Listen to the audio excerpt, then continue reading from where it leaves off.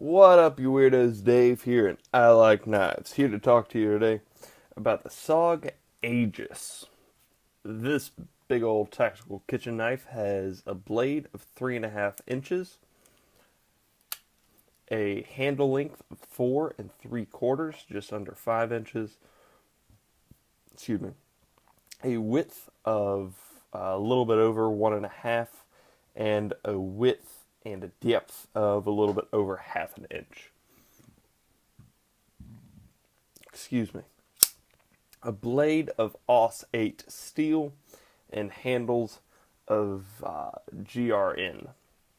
Now, this piece is not nearly as heavy as it probably should be because there are no steel liners.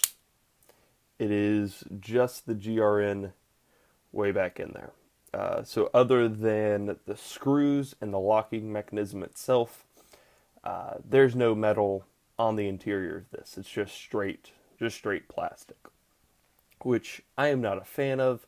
I would much rather this be a little bit more overbuilt, but it definitely does cut down on the weight.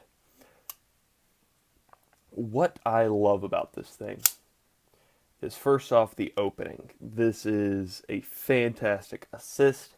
It is very, very responsive. The detent is such that this will never go off in your pocket. The thumb studs don't stick out beyond the handles, so they won't catch on your pants or anything like that. But the moment you want it, boom, it's out. And it does have a safety down here, so you can deactivate it if you want. It's actually even labeled safety, as you probably can't read, but it says right there. So with that active, you deactivate the blade. Also, the blade. This is my favorite blade in the world. I want SOG to put this on everything. If SOG put that blade design on their Vulcan, this would be my favorite knife in the world. But they didn't, so it's not. This is a very wide blade. It fills up that entire 1 inch with a big, long, swooping belly.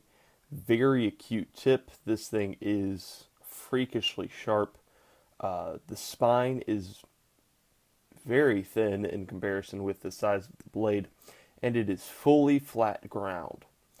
What that means is this is the best slicer that you will ever find. This is the best food prep knife that you will ever find.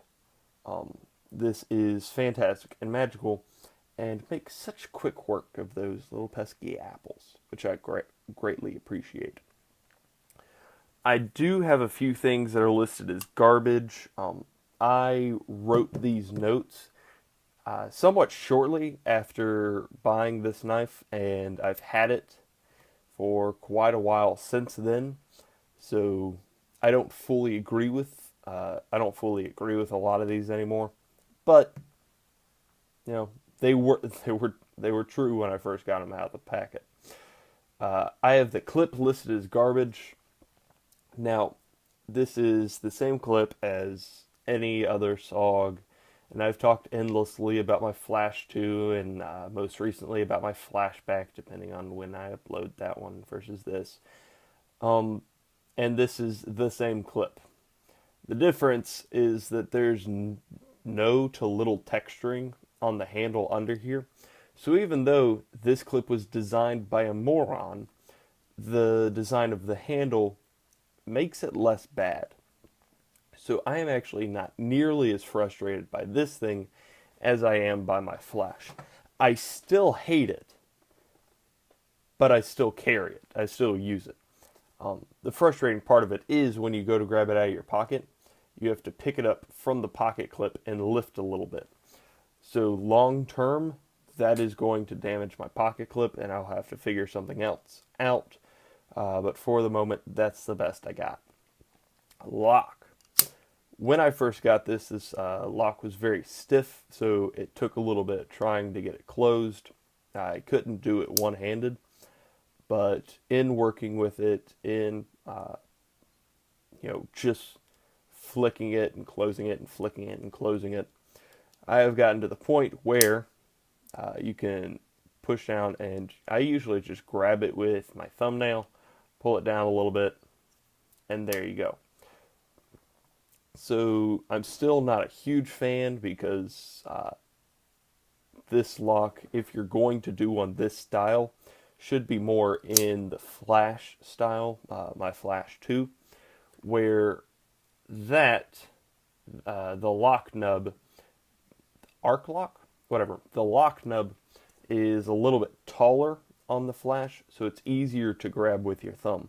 This one's so short that you have to dig your nail in there to get it, which I don't like. This is a $120 knife. They should have made it the access lock like on the Vulcan. I understand doing this for the cheaper ones because it's probably a cheaper way to do it, less material, less engineering. But when you get to the higher end stuff, come on. Clip lock. So lock, still not great, but I don't hate it as much as I did. Handle, slippery when wet. My hands sweat a whole lot. It's ridiculous and painful, and people hate it, including myself. But what that means, that is how sharp this knife is. I accidentally dropped it, and it buried itself in my desk. Still sharp. So what that means is that when my hands get wet, this becomes very difficult to hold. Despite the fact that there's quite a bit of jimping right in there to grab your forefinger, there's a little, back here it's not even jimping, but there is a little bit of texturing back on the spine here and on the spine there. And scattered throughout there are little spots of, it's not texturing, but of design work. So it's fine. Again, it's not as bad as it was when I first got it. But it is something that I have felt over the course of having this. And of course, garbage, what I mentioned at the top, is no liners. If you are going to sell something and hawk it as being uber tactical, black blade, digi camo handle, if you're going to hawk it as being uber tactical, it needs to be tough, I suppose, and that means putting more structure on the interior. Now, I have not, there's a little bit of blade play in there to the side. Now, I have not had any trouble nor fear of this breaking because I don't live in the woods, and I don't live in combat zones, and I don't live with a badge and a gun. So I don't need that. I don't need the extra toughness. But this is marketed to people who do, and it doesn't, which means that this isn't a great knife for them. I don't think, in my personal opinion. If you are one of those and you think different, feel free to tell me. I just don't like that there aren't any steel liners, aren't any liners, period, on the interior. Yes, it would raise the weight a little bit, but it would also raise the toughness, and it would make me feel better. SOG sells this for $121, Amazon for $68, Knife Center for $80, and I bought this from Cabela's for $95. I actually got this before my PM2, making this my actual first big boy knife. And I like it. It is a great blade. This is definitely in my rotation. Yeah, this is just walking around the house. This is my preferred knife to carry with me because this is the best Apple knife in the world, and that's how I judge my blades. Out of 10 stars, I give it a fantastic. Few issues, but largely fantastic. And now that that's over, we can play Count the SOGs. 1, 2 on the pocket clip for some reason.